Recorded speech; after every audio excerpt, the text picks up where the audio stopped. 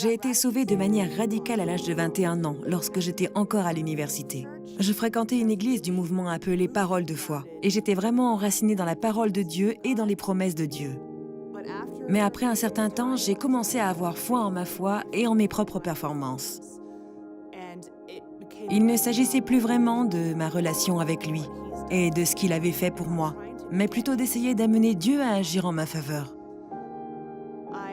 Mes enfants ont des besoins éducatifs spécifiques et je ne voyais pas de victoire dans leur vie.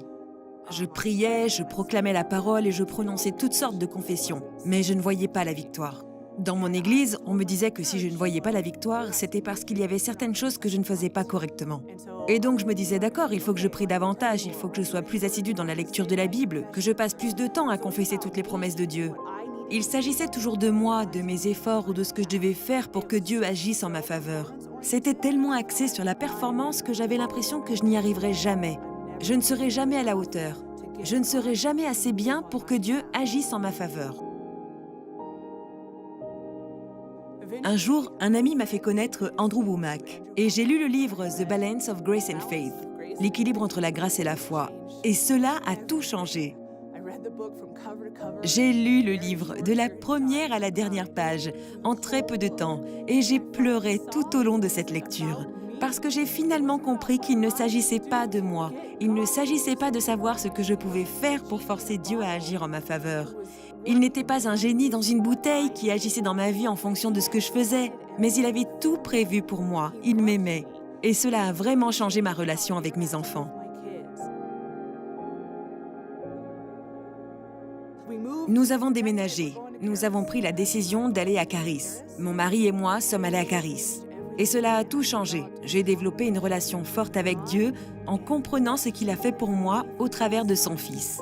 Et le fait que je n'avais pas besoin de le mériter, c'est un don par sa grâce.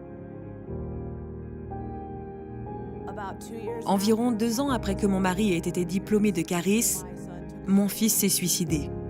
Et ça a été une période très difficile.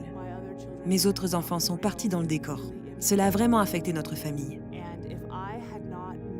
Si je n'avais pas connu la vérité concernant l'amour de Dieu pour moi, je n'aurais pas pu faire face à cette période difficile. Je me serais reproché de ne pas avoir assez de foi ou bien d'avoir fait quelque chose de mal. J'aurais blâmé mon fils, j'aurais blâmé Dieu et j'aurais laissé l'amertume prendre racine dans mon âme et je me serais complètement éloignée et détournée de Dieu.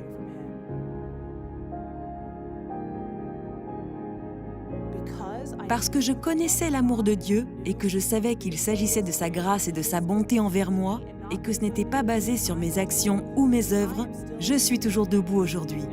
Et je suis victorieuse. Et j'ai vu sa victoire se manifester dans ma vie. Savoir qu'il m'aime, indépendamment de ce que je fais ou ne fais pas, m'a libérée pour marcher dans la victoire.